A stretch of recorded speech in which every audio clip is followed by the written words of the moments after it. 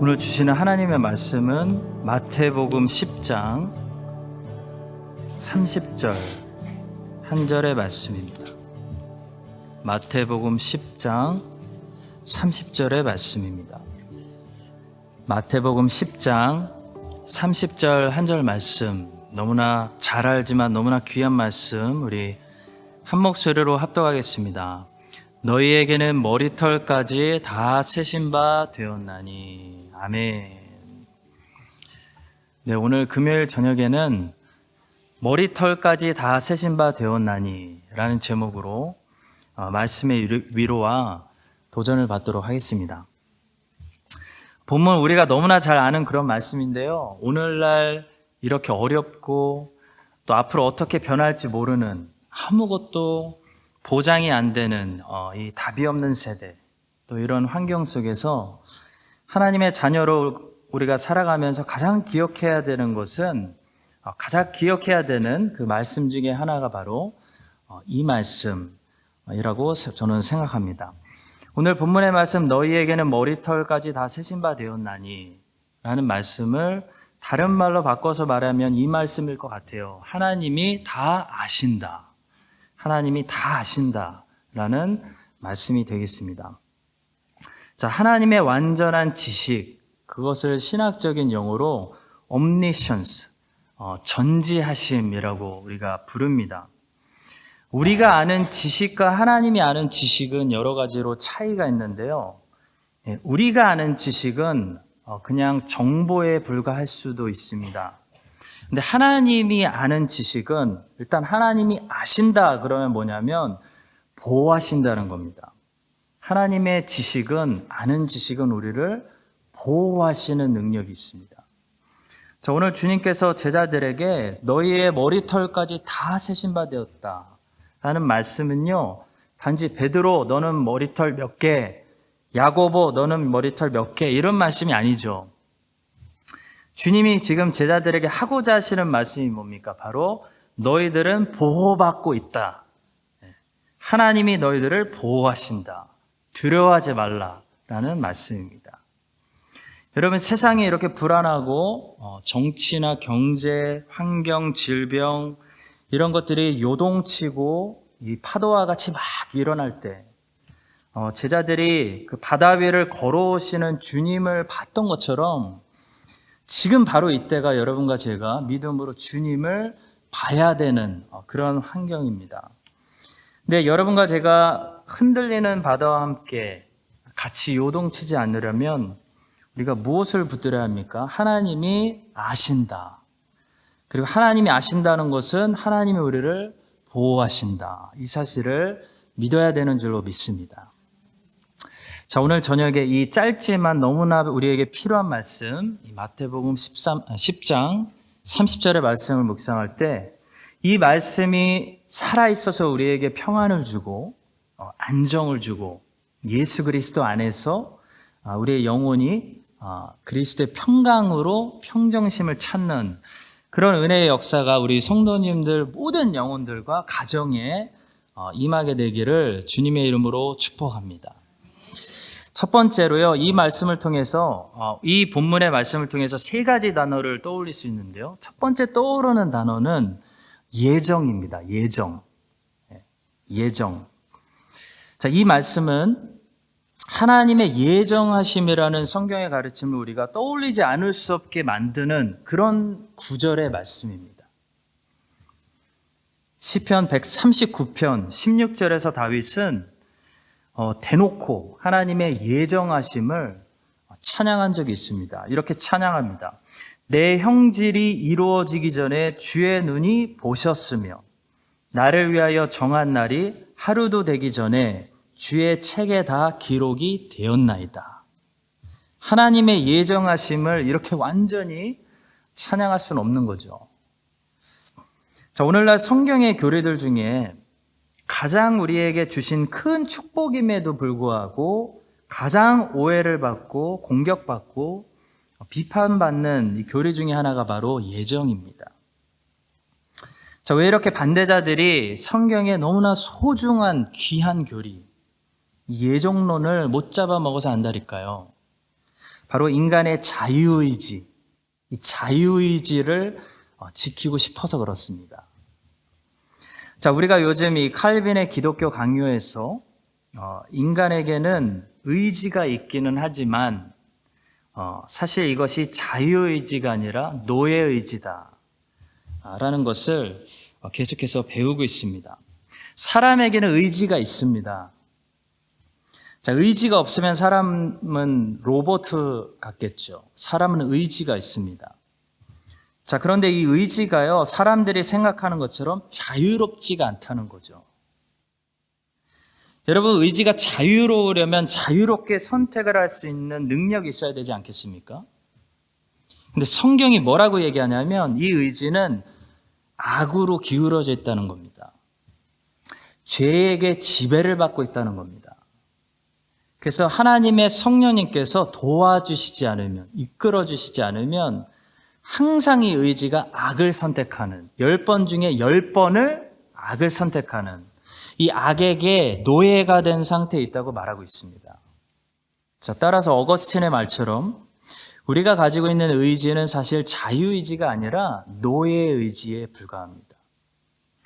자, 우리의 의지가 성령님의 은혜를 받을 때만, 성령님의 의지가 우리를 이끌어 주실 때만 우리는 선을 행할 수 있습니다.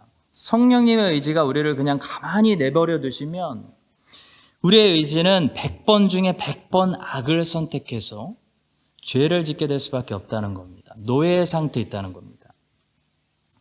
자, 이렇게 분명히 가르치고 있는 성경의 진리를 인정하지 않는 사람들이 여전히 자유의지를 주장하면서 그들이 제일 첫 번째로 거부하고 공격하는 성경의 교리가 뭡니까? 바로 예정론입니다.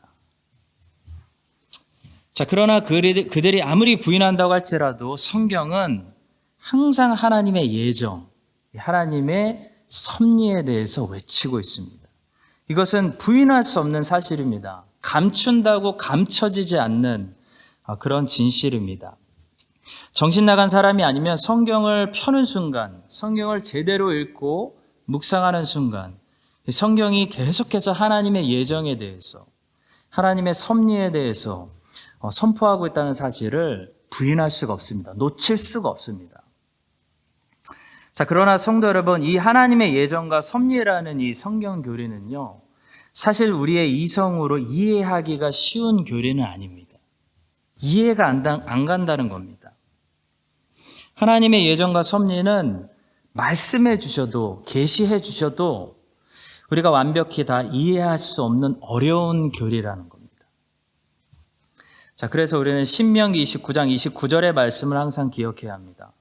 감춰진 일은 우리 하나님 여호와께 속하였거니와 나타난 일은 영원히 우리와 우리 자손에게 속하였나니 이는 우리에게 이 율법의 모든 말씀을 행하게 하심이니라. 굉장히 중요한 말씀입니다. 감춰진 일은 하나님께 속하였기 때문에 우리가 알려고 하면 안 된다는 겁니다. 다 이해할 수 없다는 겁니다. 궁금해도 이 성경이 멈추는 곳에서 같이 멈춰야 된다는 겁니다. 이것이 바른 신학입니다. 자, 그런데 나타난 일, 곧 우리에게 계시해 주신 일들은 우리가 순종할 수 있다는 겁니다. 그럼 예정론은 어디에 속할까요? 예정론은 나타난 일, 우리에게 알려주신 계시에 속합니다. 자, 그렇다면 여러분, 하나님께서는 우리가 이렇게 이성으로 이해하기 어려운 이 진리를 왜 굳이, 어차피 말해주셔도 잘 알지를 못하는데 감추지 않으셨을까요? 왜 그냥 혼자만 알고 계시면 되지? 침묵하지 않으시고 굳이 계시를 통해 우리에게 나타내셨을까요? 그래서 우리로 하여금 이 하나님의 예정론과 하나님의 섭리를 보라고 하셨을까요? 거기에 목적이 있다는 겁니다. 그 목적을 아셔야 됩니다. 자, 하나님이 그 어려운 교리를 이렇게 우리가 혼란에 빠질 걸 아시면서도 나타내신 이유가 있다는 겁니다. 그걸 알아야 되는데 그게 뭘까요? 바로 적용입니다. 적용시키라는 겁니다. 하나님이 예정론이라는 이 오묘한 일, 너무 오묘한 일을 감추지 않고 성경을 통해 우리에게 드러내신 이유는 이해하라고, 이성적으로 다 이해하라고 주신 것이 아니라요, 우리의 삶에 적용시키라는 겁니다. 자, 그래서 우리는 성경의 예정론을 자꾸 이해하려 하지 말고요, 적용시키려고 해야 됩니다. 자, 그럴 때 유익을 얻을 수 있습니다. 사실 예정론만큼 우리에게 엄청난 유익을 주는 교리가 없습니다. 너무나 소중한 교리입니다. 자, 그럴 때 하나님이 그것을 주신 목적을 우리가 이룰 수 있게 됩니다. 자, 그렇다면 성경의 예정론은 우리에게 어떻게 적용됩니까? 우리에게 제대로 적용시키면 우리의 두려움을 없애줍니다. 할렐루야. 하나님을 신뢰하는 믿음을 강화시켜줍니다. 엄청난 믿음이 생겨납니다. 자, 그것이 예정론이 우리에게 주신 목적입니다. 자, 성도 여러분, 예정론은 우리의 머리를 복잡하게 하기 위해서 존재하는 교리가 아닙니다. 예정론은 우리의 믿음을 강하게 하고 두려움을 없애주는 엄청난 하나님의 귀한 진리입니다. 자, 오늘 본문에서도 이 사실을 알 수 있어요. 우리 주님께서 30절에서, 성경을 보시면 30절에서 너희에게는 머리털까지 다 세신 바 되었나니, 그러니까 하나님이 다 알고 계셔. 하나님 다 알고 계셔. 하나님이 다 계획하셨다. 하나님은 하늘에서 떨어지는 공중의 참새말의 이름도 알고 계시고, 그것이 왜 떨어지는지도 알고 계시고, 하나님이 허락하셨기 때문에 떨어진다. 이게 하나님의 예정과 작정과 섭리를 말씀하시는 이유가 있습니다. 바로 제자들 안에 있는 두려움을 제거하고 그들을 안심시키기 위함입니다. 그래서 30절 주변에 있는 구절들을 한번 보십시오. 주님이 계속 반복해서 하시는 말씀이 있습니다. 26절을 보십시오. 26절 그런즉 그들을 두려워하지 말라. 28절 몸은 죽여도 영혼은 능히 죽이지 못하는 자들을 두려워하지 말고. 31절 두려워하지 말라. 너희는 많은 참새보다 귀하니라. 이게 목적입니다. 이것이 예정론을 꺼내주시는 목적입니다. 두려워하지 말라는 것입니다. 존 파이퍼 목사님의 설교를 들으면서 이런 이야기를 들은 적이 있습니다. 목사님께서 심호하시는 미네소타의 베들레헴 침례교회 어떤 성도님이 계셨는데 남편이 사고를 당해서 돌아가셨어요. 자, 그분이 그런데도 남편이 사고를 당해서 돌아가신 날 교회에 온 겁니다. 예배드리러. 그래서 존 파이퍼 목사님이 깜짝 놀랐죠. 저 예배가 끝나고 그렇게 말씀하셨대요. 어떻게 성도님은 남편이 사고로 하나님의 부르심을 받은 오늘도 하나님께 예배를 드리러 나올 수 있었습니까? 자, 그랬더니 그 성도님이 그렇게 대답하시더란 겁니다. 목사님, 지금 나에게 필요한 것은 큰 하나님입니다. I need a big God right now. 이렇게 대답하셨대요. 그러면서 존 파이퍼 목사님께서 이제 그 에피소드를 가지고 이런 말씀을 가르쳐 주신 겁니다. 우리가 여러분 큰 사고를 당하고 큰 일을 당할 때 우리에게 유일한 위로가 되고 소망이 되는 하나님은요, 크신 하나님입니다. 역사를 계획하고 예정하고 실수 없이 다스리시는 하나님 외에는 우리에게 위로가 없어요. 모든 것을 다 예정하시고 하나님의 섭리 아래서만 허락하시는 그 크신 하나님만이 큰 사고를 우리가 당했을 때 유일한 위로가 되는 것이지, 알미니안주의자들처럼 우리 의지로 우리 노력으로 우리가 스스로 역사를 만들어 가고 있다라고 생각하는 사람들은요, 큰 사고를 당하게 되면 위로받을 것이 없는 겁니다. 내가 그때 운전을 좀 더 잘했더라면 이런 일은 벌어지지 않았을 거야. 우리 남편이 그날 아침 조금만 더 늦게 나갔더라면 우리 남편에게 이런 일은 벌어지지 않았을 텐데. 하나님의 예정을 모르는 사람들은요, 이런 생각에서 자유로울 수가 없는 겁니다. 자, 그런데 하나님의 예정을 믿는 사람, 하나님의 섭리를 믿는 사람들은요, 사고가 나고 1차, 2차 세계대전이 터지고 6.25 전쟁이 터지고 별의별이 다 일어나도 뭐라고 고백할 수 있는 것입니까? 나의 가는 길을 그가 아시나니. 하나님이 모든 것을 아시고 계획하셨습니다. 나의 하나님은 실수하지 않으십니다. 라고 고백할 수 있다는 겁니다. 성도 여러분, 성경은 오늘 본문의 말씀처럼 이 하나님의 전지하신 지식, 하나님의 예정, 하나님의 작정, 하나님께서 구원하신 성도를 보호하시는 견인, 하나님의 주권적인 통치, 이런 교리들을 계속 이야기하면서 뒤에 택하신 자녀들에게 한마디로 지금 뭐라고 말하는 것입니까? 걱정하지 말라는 겁니다. 두려워하지 말라. 어떤 일이 벌어지더라도 하나님이 모르시는 것이 아니다. 하나님의 통제에서 벗어난 것이 아니다.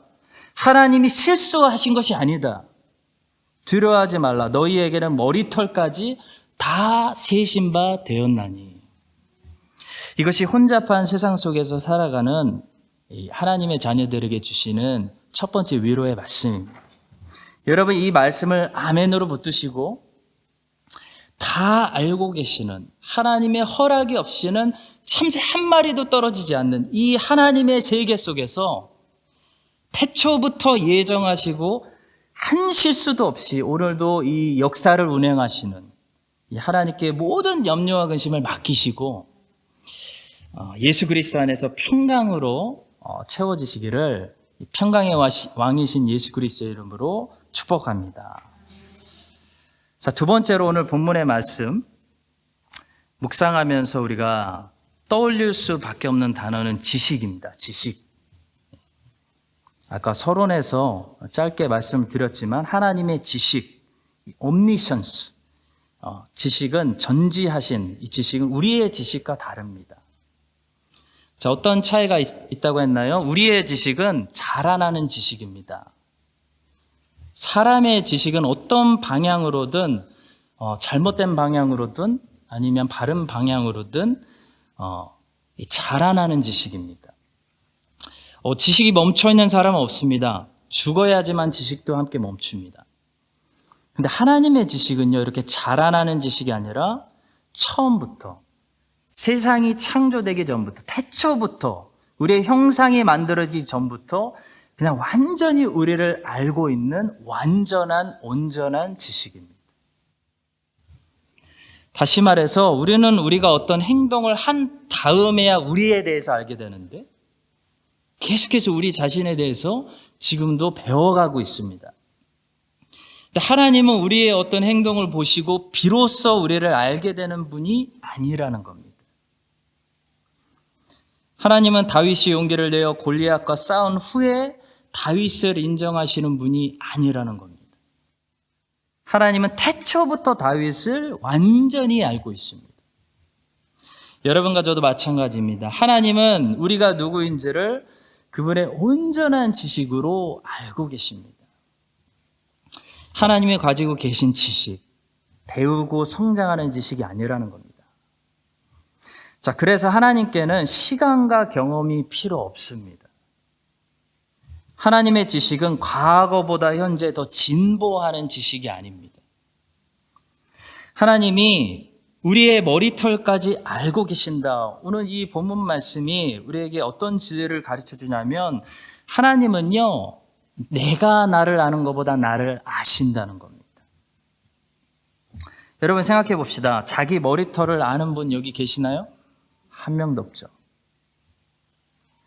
부부가 서로 아무리 잘 알아도 내 아내, 내 남편의 머리털이 몇 개인지 잘 모릅니다. 자, 그런데 하나님이 우리의 머리털을 아신다고 선포하시는 이 말씀은 한마디 이런 말씀이죠. 네가 너를 아는 것보다 나는 너를 더 잘 알고 있다 라는 말씀. 자, 그렇다면 나보다 나를 더 잘 아신다는 이 진리, 이 선포, 이 말씀 우리 삶에 어떻게 적용해야 될까요? 이렇게 적용해야 됩니다. 나보다 나를 더 잘 아시는 하나님 아버지께서 말씀하신다면 순종해야 된다는 겁니다. 순종이 깨달음보다 먼저 앞서 나와야 된다는 겁니다. 이게 우리의 적용입니다. 자, 보십시오, 여러분. 성도에게는 깨닫고 순종하는 것이 아니라 순종하고 깨달음이 나중에 뒤따라오게 됩니다. 왜냐하면 하나님이 나보다 더 아시기 때문에. 자, 그렇기 때문에 하나님께서 가나안 땅으로 가라 말씀하시면요, 왜 가나안 땅으로 내가 가는 것이 더 유익한지 그걸 깨닫지 않아도 먼저 순종해야 된다는 겁니다. 자, 왜냐하면 하나님이 아브라함보다 더 잘 아시기 때문에. 자, 나는 깨달음이 나에게 오려면 나에게는 뭐가 필요하냐면 시간과 경험이 필요합니다. 나에게는. 왜냐하면 내 지식은요, 시간과 경험을 통해 배우는 지식, 자라나는 지식, 진보하는 지식이기 때문이죠. 자, 그러나 하나님의 지식은 시간 경험 없이 그냥 모든 것을 완전히 알고 계시는 완전한 지식이기 때문에 그런 하나님이 가나안 땅으로 가라 말씀하시면요, 우리는 일단 먼저 순종하고, 그리고 시간이 지나면서 왜 그때 하나님이 그렇게 가라고 하셨는지 깨달아지는 것입니다. 그러니까 순종이 앞에 가고 깨달음이 뒤에 따라오는 거죠. 자, 그래서 성도는 항상 일단 하나님의 말씀에 순종할 생각을 해야 됩니다. 가라 그러면 가고, 멈춰라 그러면 멈추고, 기다려 그러면 기다려야 됩니다. 여러분, 이스라엘 백성들이 우리가 민수기를 강해를 듣고 있는데요, 시내산에서 1년 동안 훈련받고 이 광야로 돌진하기 전에 마지막으로 배운 훈련이 뭡니까? 구름 기둥과 불 기둥 보고 순종하는 겁니다. 따라가는 겁니다. 쉽게 얘기하면 따라가는 겁니다. 하나님의 임재를 상징하는 구름이 가면 가고 멈추면 멈추고 오랫동안 떠오르지 않으면 기다리고, 이 세 가지 순종입니다. 가고 멈추고 기다리고, 가고 멈추고 기다리고, 이것만 잘하면 복된 삶을 살 수 있는 겁니다. 여러분, 신앙생활이라는 것은 잘 이해하는 생활이 아니라 잘 순종하는 생활입니다. 가라 그럴 때 왜 가야 하는지 그걸 깨닫는 생활이 신앙생활이 아니라 가라고 하면 잘 가는 생활이 신앙생활입니다. 멈춰 그러면 잘 멈추는 거, 기다려 그러면 잘 기다리는 거, 이게 신앙생활입니다. 자, 깨달음은 나중에 따라옵니다. 물론 나중에도 오지 않을 수도 있습니다. 그러나 상관없습니다. 순종이 중요합니다. 우리의 지식은 시간과 경험이 필요하기 때문에 지식을 얻고 움직이려고 하면 이미 늦어버리죠. 성경은 그런 움직임은 믿음 없음, 불순종이라고 말하고 있습니다. 자, 여러분, 믿음의 사람이 아브라함이 제일 첫 번째 한 행동은 아주 간단한 행동이었죠. 가라 그래서 간 겁니다. 이것이 믿음입니다. 순종이 곧 믿음입니다. 하나님 말씀에 순종하는 사람이 제일 큰 믿음을 가지고 있는 것입니다. 자, 하나님은 우리의 머리털도 아십니다. 하나님은 우리 각 사람이 어디에 있어야 제일 열매 맺고 효과적인 삶을 살 수 있는지, 제일 복받고 건강한 삶을 살 수 있는지 우리보다 잘 아신다는 겁니다. 자, 따라서 하나님 말씀에 순종하는 것이 중요합니다. 순종하고 뒤돌아보면 조금 이해하고 배울 수 있는 거죠. 그때 순종이 참 힘들었는데, 왜 가라고 하시는지 몰랐는데 순종하고 와서 보니까 이 길로 안 왔으면 큰일 날 뻔했네. 여러분, 이런 경험을 통해 배우게 되는 것이 여러분과 저의 지식입니다. 자, 여러분과 제가 우리보다 우리를 더 잘 아시는 이 전지하신 하나님을 신뢰하고, 하나님의 말씀이 당장에 어려워 보이더라도 믿고 신뢰하고 일단 순종해서 걸어가는, 그래서 이것이 최선의 길이었구나라고 나중에 깨닫게 되는 그런 믿음의 사람, 복 있는 사람 되시기를 주님의 이름으로 축복합니다. 자, 마지막 세 번째로요, 오늘 본문 말씀을 묵상하면서 우리가 생각해 보지 않을 수 없는 단어는 가치, value, 가치라는 단어입니다. 하나님의 가치관은 어디 있을까요? 생각해 보게 됩니다. 자, 하나님께서 우리의 머리털까지 아신다. 우리의 머리털까지 세신다. 머리털까지. 라는 말씀은요, 하나님의 가치관에 대해서 우리가 많은 것을 생각해 보게 됩니다. 하나님의 가치관은 크기에 따라 결정되지도 않고요. 하나님의 가치관은 흔하다고 떨어지지 않습니다. 여러분, 머리카락이 얼마나 작고 약하죠? 너무 작고 약하죠? 근데 하나님은 작고 약하다고 거기에 작은 가치가 있다라고 생각하지 않으신다는 거죠. 그래서 과부의 그 몇 센트의 헌금을 받으시는 겁니다. 여러분, 머리카락이 얼마나 흔합니까?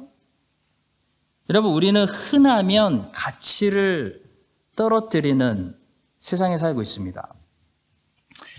우리가 사는 세상 알고 보면 웃기는 세상입니다. 귀하면 가치가 올라가고 흔하면 가치가 무조건 내려갑니다. 자, 그것이 무엇이냐에 따라 가치가 올라가고 떨어지는 것이 아니라 그것이 얼마나 구하기 힘드냐, 이상한 거라도 구하기 힘드냐, 그럼 가치가 막 올라가고요. 아무리 좋은 거라도요, 그것이 흔해지면 구하기 쉬우면 값이 내려갑니다. 이게 우리가 살고 있는 세상의 가치관이죠. 흔하면 가치가 없다는 겁니다. 그러나 우리 주님께서는 한 사람의 생명을 이 천하보다 귀하게 여기신다. 이게 주님의 가치관입니다. 여러분, 세상에 60억이 넘는 사람들이 살고 있습니다. 사람이 얼마나 흔한지 모르겠어요. 지구에서 제일 흔한 존재가 사람이에요. 어디 가나 사람을 만날 수 있습니다. 근데 하나님은 한 사람이 온 세상보다 가치가 있다는 겁니다. 양들이 100마리가 있으면 한 마리는 보이지도 않습니다. 한 마리 잃어버려도 안 보입니다, 절대로. 근데 우리 주님의 눈에는 그 잃어버린 한 마리가 보이는 거죠. 왜냐하면 잃어버린 한 마리의 가치가 천하보다 귀하기 때문입니다. 이게 하나님의 가치관입니다. 자, 하나님의 가치관을 우리가 배우고 하나님의 자녀들이 되었기 때문에 하나님의 가치관으로 이 땅을 살아갈 필요가 있습니다. 여러분, 영적 싸움은 다른 말로 하면 이 하나님의 가치관과 이 세상의 가치관의 싸움이라고 할 수 있죠. 우리 성도가 이 땅에서 하나님의 가치관을 가지고 삶을 살아갈 때 이게 더 가치 있는 일이야 라고 얘기할 때 이 땅에 하나님의 나라가 임하고 하나님이 다스리는 통치가 확장되는 것입니다. 18세기에 우리에게 일어난 일들을 주목할 필요가 있습니다. 오늘 조금 자세하게 18세기의 이야기를 좀 해드리려고 하는데요. 왜냐하면 특히 18세기에 큰 가치관 변화가 일어났기 때문입니다. 18세기에 계몽주의라고 하는 새로운 생각의 전환점이 일어났습니다. 독일의 철학자 임마누엘 칸트라는 사람을 통해서 이 계몽, enlightenment, 계몽이라는 새로운 생각의 패러다임이 갑자기 일어났습니다. 자, 임마누엘 칸트는 계몽주의를 이렇게 정의했습니다. 미성숙으로부터 인간의 탈출. 그리고 다음과 같은 슬로건을 외치기 시작합니다. 담대하게 알기를 시도하라. 자신의 총명을 사용하는데 담대해져라. 지식을 추구했다는 겁니다. 자, 한마디로 임마누엘 칸트는 그동안 인간이 몰랐기 때문에, 무식해서, 지식이 부족했기 때문에 계몽이 덜 된 미성숙한 상태에 있었다는 겁니다. 근데 이제 과학이 발전하고 산업혁명이 일어나고 사람들이 똑똑해져서 이 지식을 사용하기만 하면 성숙해질 수 있기 때문에 과거처럼 어리석은 종교에 의존하지 않아도 된다. 이런 철학을 얘기한 거죠. 자, 이 사상이 온 유럽으로 빠르게 퍼졌습니다. 온 유럽에서 그래서 나라마다 이성주의가 각각 다른 모습으로 나타나기 시작했습니다. 그래서 영국에서는 토마스 페인이라는 철학자가 등장해서 이성의 시대다, Age of Reason, 이성의 시대다라는 말을 처음 사용하면서 기독교를 열렬하게 비판했습니다.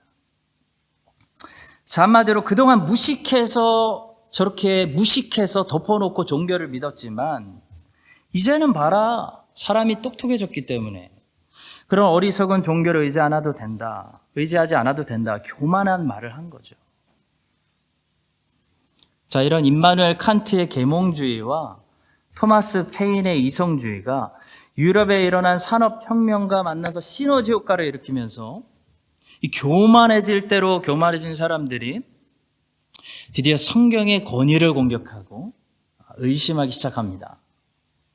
자, 이 18세기의 계몽주의와 이성주의가 기독교 안에 들어가면서 만든 악마의 신학을 자유주의 신학이라고 부릅니다. 자유주의 신학의 그 뿌리는 성경의 권위를 의심하는, 마음껏 담대하게 의심하는 것으로부터 시작합니다. 여러분, 그래서 여러분과 제가 성경의 영감, 인스파레이션을 믿는다는 것은요, 전문적인 용어로 축자 영감설을 믿는다는 것을 말합니다. 축자 영감설, 영어로 verbal inspiration을 믿는다는 것을 말해요. 이 축자 영감설은 뭐냐면 이런 거예요. 성경의 단어 하나하나까지 성령 하나님께서 성령의 저자들을 감동시키셔서 성경에는 한 단어도 실수 없이 오류 없이 기록됐다. 축자 영감설, 이것을 믿는 것입니다. 자, 그러니까 성경은 어떤 큰 메시지만 맞는 것이 아니라 모든 단어 하나하나가 하나님이 사람을 통해 기록하신, 이것은 하나님의 말씀이다라는 것을 우리가 고백하는 것입니다. 곧 성경의 무오류성을 믿는 거죠. 성경에는 오류가 있을 수 없다는 겁니다. 자, 그렇기 때문에 성경은 절대적인 권위를 가질 수 있는 거죠. 자, 그런데 자유주의 신학자들은 이 성경의 권위를 공격했습니다. 그들은 성경이 과연 믿을 수 있는 역사적 문서냐, 사람이 기록한 거 아니냐 따지기 시작했다는 겁니다. 성도 여러분, 자유주의 신학은 사실 신학이라고 부르면 안 됩니다. 철학입니다. 왜냐하면 신학이 되려면 적어도 일단 성경의 영감, 성경의 권위를 인정해야 신학이 시작될 수 있기 때문입니다. 자, 여러분, 이 자유주의 신학에서 오늘 동성애 지지가 나오는 것이고 모든 악마의 열매들이 쏟아져 나오는 것입니다. 이 영국의 자유주의 신학이 들어가면서 영국에서는 이 18세기의 계몽주의가 조금 더 특이한 형태로 나타났는데요. 영국에서는 이 계몽주의가 이신론, 다른 말로 하면 자연신론, 영어로 하면 디이즘이라는 형태로 나타났습니다. 이신론은 한마디로 이런 겁니다. 세상을 만든 어떤 신적인 존재가 존재하는 것까지는 인정하는데 그 존재는 인격적인 존재가 아닐 뿐더러 세상을 처음 만들어 놓기만 했을 뿐 더 이상 세상의 일들에 간섭하거나 개입하지 않는다. 그런 사상입니다. 곧 이신론은 창조론보다는 진화론과 무신론에 가까운 철학적 사상입니다. 자, 성도 여러분, 18세기에 일어난 이런 일들을 제가 조금 자세하게 설명드린 이유는요, 그때 큰 가치관 혁명이 일어났기 때문입니다. 그리고 지금까지도 영향을 미치고 있기 때문입니다. 여러분, 우리가 이 세상에서 영적인 싸움을 하면서 하나님의 나라가 오게 하려면요, 반드시 이 세상에 돌아가고 있는 가치관이 뭔지도 파악해야 됩니다. 뭐가 잘못됐는지 알아야, 누구와 싸워야 되는지를 알아야 진리의 말씀을 가지고 하나님의 가치관을 우리가 이야기하고 싸우고 대적할 수가 있습니다. 여러분, 21세기 특히 서방 국가라고 불려지는 곳에 살아가고 있는 하나님의 자녀라면요, 여기에 어떤 가치관들이 점령하고 있는지 알아야 됩니다. 아셔야 됩니다. 모르면 안 됩니다. 이 가치관들의 뿌리가 어디서 왔는지 알아야 된다는 겁니다. 공부하셔야 된다는 겁니다. 그걸 알아야 영적으로 우리가 강한 자들이 돼서 진리를 가지고 하나님의 말씀, 성령의 검을 가지고 다시 개혁을 일으키고 다시 진리로 이 땅을 회복시킬 수가 있는 것입니다. 사랑하는 성도 여러분, 우리는 성경에서 하나님이 어디에 가치를 두고 계시는지, 하나님의 생각을 읽을 때마다 하나님의 가치관을 배우게 됩니다. 자, 하나님의 가치는 한 영혼에 있습니다.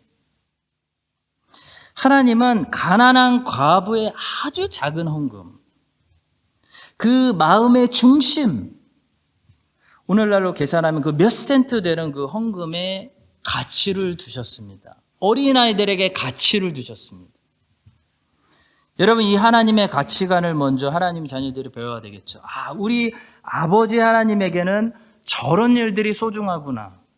우리 아버지 하나님은 저런 것들을 가치 있게 보시는구나. 이걸 우리가 알아야 된다는 겁니다.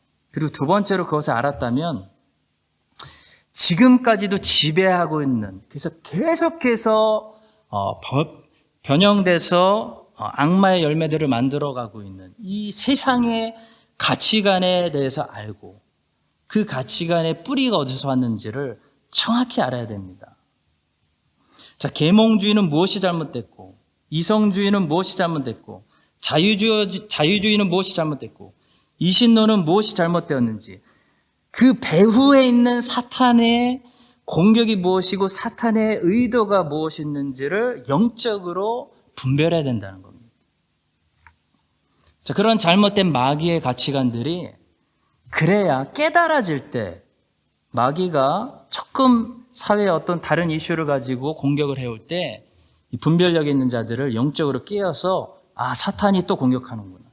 사탄이 동성애 지지를 가지고 사탄이 낙태법을 가지고 또 이런 일을 하는구나를 판단할 수 있다는 겁니다.